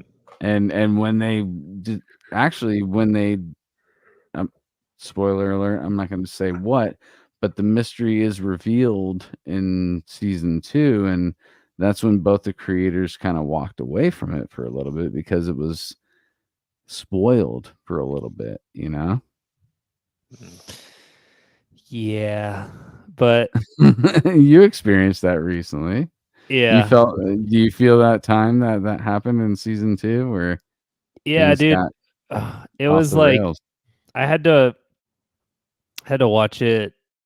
I watched it once and I like had a little bit of the backstory behind it, like, and then I watched these like explainer videos on YouTube that like brought a bunch of context. Like they were like filming them while they were like getting feedback from fans and while they were getting pushback from the studio. So like so much of the show is about the show, if that makes sense. It's like very meta. and it like all clicks when you kind of take that step up and you realize like I think it's kind of tough also to binge it because there's so much that only hits if you like are along for the very long ride, like the 25-year gap. And it's like for me, I watched the whole damn thing in like 2 months or less. Right. And like I think it's an extra hard pitch because you have to like also put yourself into the shoes of someone who waited that long to like really get it. And so yeah, but it's so rewarding. Like I've never experienced anything in entertainment like Twin Peaks. Like it really fucked me up and changed me. And I'm still processing it, and I still am like doing the whole theories thing and like trying to understand it. And I did start a rewatch already, which I would never do for anything else. See, isn't that crazy, dude? It's wild that this show does this to people. It did it to me. I'm on my 8th round.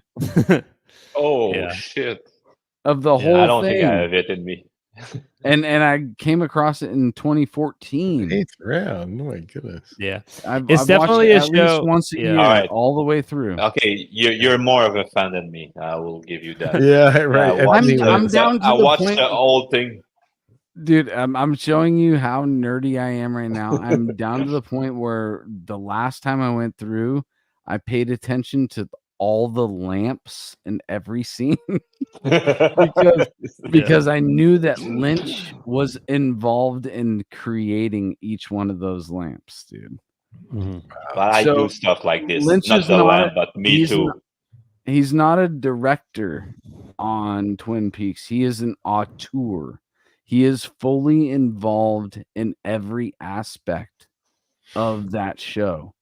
He created by hand so many things that you see in that show, and there is references to every single one of his projects up to that point in that show.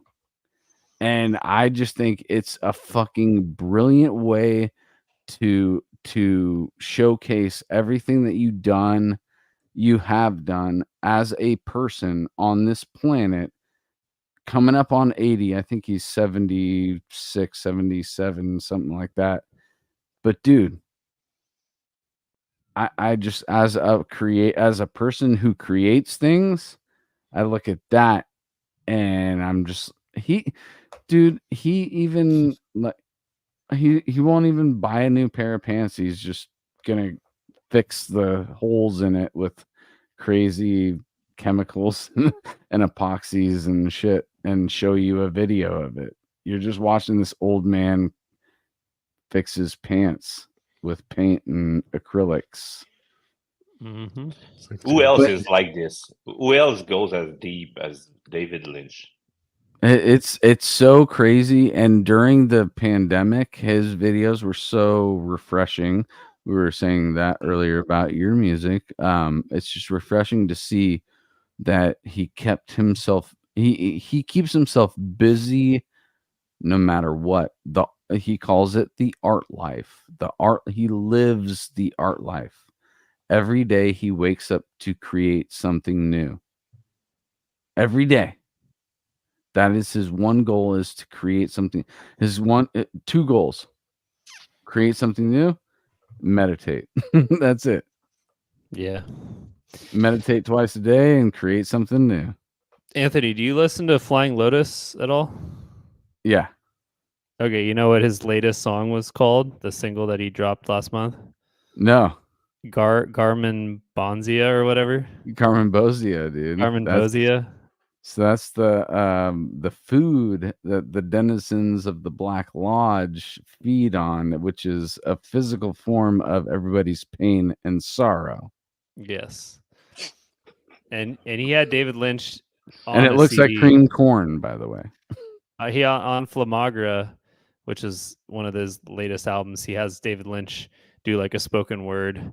So that was actually my first exposure to Lynch, was through Flying Lotus. No shit, dude. It's probably not most people's gateway. Well, Am I Flying wrong? Lotus. Go for it, dude. Are the wood boards behind you kind of lynchy? Oh, for sure. Yeah. Since Yeah, it's I fake, just- it actually is not not. It's actually this would be evil in the Lynch world, dude. It's not real wood. You know what I'm saying? It's not real wood. Like, it's a print. Real wood Rock and roll. is good. Fake wood would mean evil. Okay, got it. Cool. That's fine. I'm done. I love this, dude. This is like I Yeah, can fly my Lynch flag hard right now, and yeah. I love that man so much. He's such an inspiration. Yeah, the idea of just I think we know you. fully and to the point where you might be sacrificing relationships with people and all this kind of shit. He's just like art is number one. That's his love. And how he finds his ideas is to center his brain for 20, 30 minutes twice a day and then and fish for ideas, dude. Mhm. Fishing for ideas. That's You're such a Lynch nerd that I feel like a Yeah, fucking dude. nerd now. I am, dude. I thought I was like, yeah, I'm a Lynch fan. Oh no, I'm not. Jesus. I probably my hard drive is the files for Lynch information are probably bigger than they should be. But I love Okay, so what I'm retaining that gonna do is information. I'm gonna rewatch all of Twin Peaks. Then I'm gonna jump to, and then we're gonna talk. Dude, I would love to do that. That would be a cool part 2 podcast where you come back and Well, you didn't tell about your sideshow. I want to start that sideshow, dude. Anthony's starting a David Lynch sideshow where all guests like I really do want A Have Lynch film. and how funny would that be if I started it? My first guest was Casey, and he just kept going to the bathroom. I'm the worst guest like of all time for that show. You need a seat like in Idiocracy. Yeah, totally. Yeah. But seen what this? would be good is to have a seasoned Lynchian, and then have the newbie Joseph, and then we talk that way, dude. Oh, God. And then we have guests along the way. He's totally considering it. All right. Well, I'm gonna. Yeah, I think we should call it. Yeah, I think All right. it's gotten to the Alright. point. I think I it's, gotta It's go gotten watch to the point where but let's wrap it back around. Let's get out of Lynchland and wrap it back. I never want to leave Crockett. Lynchland, dude. Nah, dude. All right. So, No, this was I know. really fun tonight, dude. I had a great time tonight, bro. Yeah, dude. Totally. Awesome. Me too. Discussion. Yeah, sweet. Thanks for coming on, Simlev, and it was Thank good you. chatting Thank you for and having stuff. me. And yeah, Yeah, awesome awesome stuff. times. Yeah. And again, go check out Krokmitën at all the social. You're on all the socials, right? Instagram, well. Facebook, all that stuff. Not Facebook. I fucking hate Facebook. Yeah. I'm on it by default with IG, but I don't like it. I'm thinking of closing Instagram since a long time. Facebook is definitely a harder place to promote anything. You know? It's kind of pointless. Yeah. Oh yeah, I was not it? making a dent at all with it. I was like, oh, you know what? It's a fucking waste of time. I hate them, and then I close it, and they bought Instagram. Yeah. Right. Exactly. Yeah, totally. Yeah. I was like, They're fuck. literally Bring back tracking you down. MySpace. Bring back MySpace. I mean, it's still there, right? But no one uses it. Yeah, No, for me, it's literally- YouTube. Yeah, It's YouTube is Yeah, YouTube is cool. it's the spot. That's Yep. where we're If you doing go this there, you live get right now. everything I make. Mm-hmm. Nice. YouTube That's has everything, dude, and that's where and a your lot of website, things- Or people Yeah, the can website. In fact, everything is there. It's all the downloads. The YouTube videos are there. All the albums are separated by albums. There's a little bio. There's some news. So if you go there, there's a link to everything. So krokmitën.com. That's it. Yep. Nice. Perfect. Yeah. Go there. Do that. Yeah. And watch right. Tita with the lyric video. Yeah. That's my last Yeah, word. totally, dude. Sweet, dude. And we'll get you in touch with the sick drummer to get that John Yeah. Longstreth video that you got, dude. Mm-hmm. That's Super good shit. sick. Yeah. All right, Nice. guys. We'll wrap it up real quick with battleforgecoffee.com. Get your coffee there. Generatorrehearsalstudios.com. Go jam out there. CaliDeathPodcast.BigCartel.com. Texas Domination Fest, September 26th, 27th, 28th. I'll be playing 28th and scoop the beans and have a great weekend. I hope you guys get laid, party up, fucking watch a David Lynch movie. Dive into that for sure. All right. Love you guys. Rock on. Nice.